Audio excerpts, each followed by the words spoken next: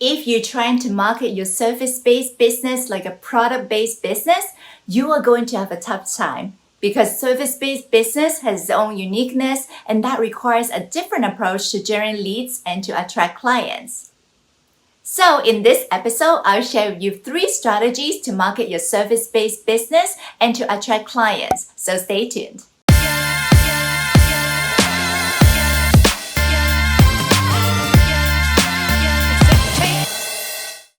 Hello, this is Millie Leung from Shine to Impact TV. I share an awesome episode every single week to help you build a business and a life that you truly love. So be sure to subscribe to my channel and hit the notification bell too so that you don't miss any awesome episode.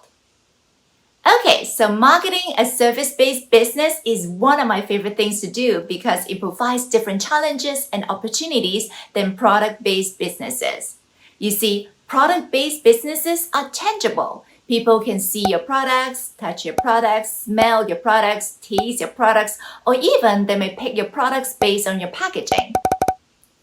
On the other hand, however, with service-based business, we are selling the intangible. People cannot see, feel, or touch your service. So in some ways, your clients are having a bigger risk. So we really have to get creative with our marketing in order to paint a clear and compelling picture of why people should do business with us or to hire us. You see, if you're just saying, we provide better service, we serve you better, we have higher quality, we are more efficient, or we care more, these are pretty generic. And you can bet that every other service providers in your niche are saying pretty much similar things. So below, I want to share with you 3 strategies to market your service-based business more effectively and to help you to attract your ideal clients. Strategy number 1, the heaven and hell strategy. Yep, the heaven and the hell. That's right. Now, this is probably one of the most important strategies when it comes to marketing a service-based business. You want to highlight the heaven, aka the pleasant and desirable outcomes your clients will get after working with you. This is basically all the ways that their lives will be better after hiring you or doing business with you. These are your ideal clients' wants, aspirations, goals, desires, and dreams, etc. You want to define these outcomes as tangible, as specific, and as clear as possible. Now, on the other hand, you also want to highlight the hell, aka the terrible, messy, or undesirable outcomes that they will continue to have if they don't work with you. These could be the present state of pain points, frustrations, fears, and challenges that they're already facing. Or these could be pitfalls, traps, or wastages that they will face if they don't hire you. You want to highlight those emotions and feelings as specific as possible too. Now, if you can describe these pain points, frustrations, fears, and challenges even better than your clients can, almost to a point that they wonder if you've been hiding under the bed or you've been secretly reading the journals. If that is the case, then you're off to a great start. Again, it all comes back to how well you understand your ideal client and how well you can articulate those emotions. The more intimately you understand your ideal client, the more effective your marketing messaging will be. Now on this, what you need to do first is to define your ideal client avatar. Define your ideal client avatar is a key marketing foundation because if you don't get this piece right, pretty much all your marketing will be off. To do this, you want to identify your ideal client's demographic details, such as the age, gender, marital status, education level, annual income, country, and city. Also, you want to identify their psychographic details, such as their dreams, wants, pain points, desires, frustrations, what they like, what they don't like, their world views and core values, etc. And you want to know where they normally hang out offline and online. You want to read the same magazines they read, watch the same TV shows, and hang out on the same social media groups. The more you understand them, the better. Now, if you want to have more resources on this, check out this previous episode where I talk about how to define your ideal client avatar. I'll put the link below this video too. Now, once you can clearly define the heaven and the hell, you want to position your service as the bridge to take them from the current hell to the heaven. You are the solution to solving their problems.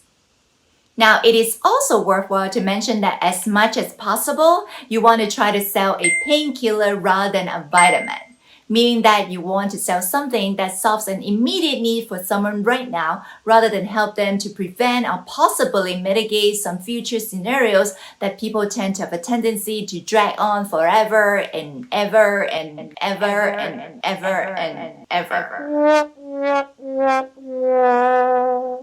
Okay, so now that we understand the heaven and hell strategy, let's move on to strategy number 2. Strategy number 2, share stories. Yep, I'm sure you've heard of the phrase, facts tell, stories sell. Well, this is particularly true when it comes to marketing your service-based business because like I said earlier, you are selling the intangible. When you tell your stories well, your ideal client will be able to paint the picture in their own mind and create the emotions associated with your stories, making your service a little more tangible in their mind. You can share your own brand story, telling people why you do what you do, what are your philosophies and core values, and what makes you different. As Sally Hoshead, TEDx speaker and author once said, different is better than better. Different is better than better. Yes, you heard it right. Different is better than better. So instead of trying to be better, trying to be lower price, trying to be more efficient than your competitors, you just be different. And sharing your story is a great way to showcase how you're different because your stories, the details, and the emotions are unique to you. No one else has the exact same story as you. Now, when you share stories, it is important to remember that your clients really don't care about you or your business. I know this sounds harsh, but what your clients really care about is how you can help them solve their problems, how you make them feel, and how you can bring value to them.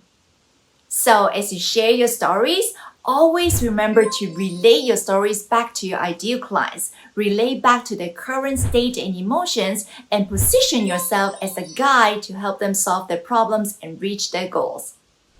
Also, you want to share success stories, case studies, and testimonials of how you help your customers and clients get results. These are really powerful. Because when someone sees someone just like them or in the same position as them and have gotten results by working with you, it removes a lot of the doubts, worries, and potential objections too.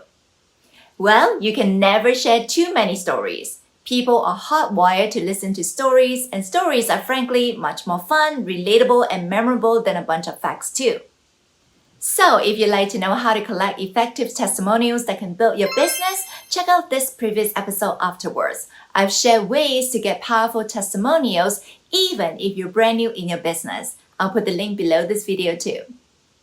Okay, next, let's move on to strategy number 3.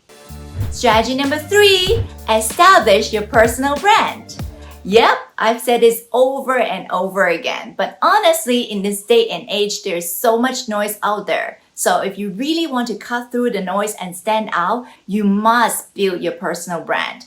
Yes, you must.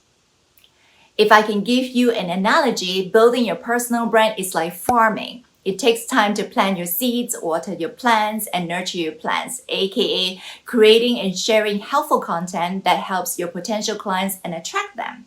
Now, it does take time to create useful content, but as you continue to do that, you establish trust and credibility among your audience, and your farm will eventually grow amazing fruits of your labor.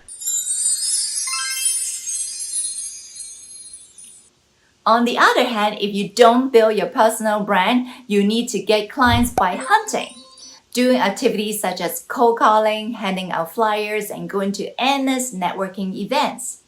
Now, these methods work too, but if you ask me, these activities are pretty tiring and draining too. I know that because when I started my first business in year 2011, I did exactly that.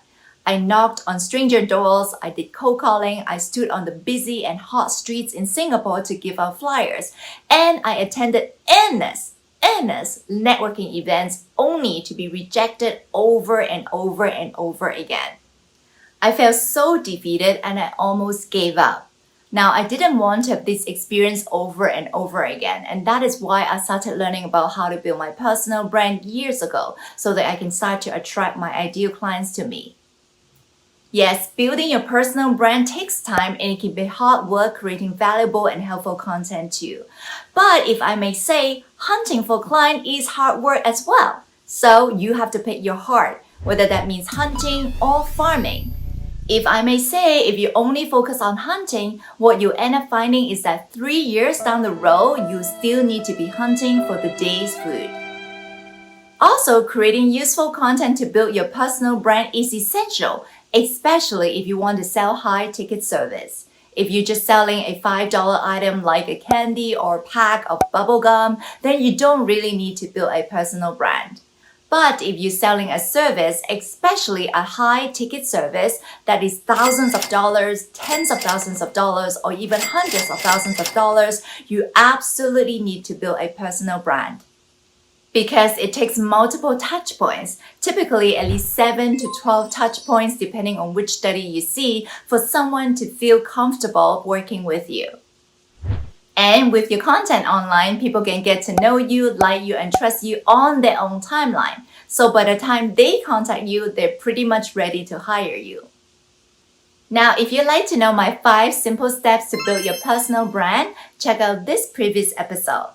Also, if you'd like to know how to attract clients for your service-based business, check out my Service-Based Business Part 1 and Part 2 series too. I've included lots of tips and I've gone deep into the psychology behind those, so be sure to check them out too. I'll put the links below this video too. So there you have it, my 3 strategies to help you with your service-based business to get clients. Strategy number 1, the heaven and hell strategy. Strategy number 2, share stories. And strategy number 3, establish your personal brand. Now, if you'd like to know more tips, tricks, and strategies about personal branding and marketing, be sure to subscribe to my channel and hit the notification bell too so that you don't miss any episode. Also, don't forget to like this video and leave a comment, and also share this episode with your friends too. I really appreciate that. You have a special gift in you. Believe in yourself and shine and impact the world in a bigger way. Remember, dream big, start small, and act now. With that said, I look forward to seeing you in the next episode. Bye for now. Subscribe and hit the bell.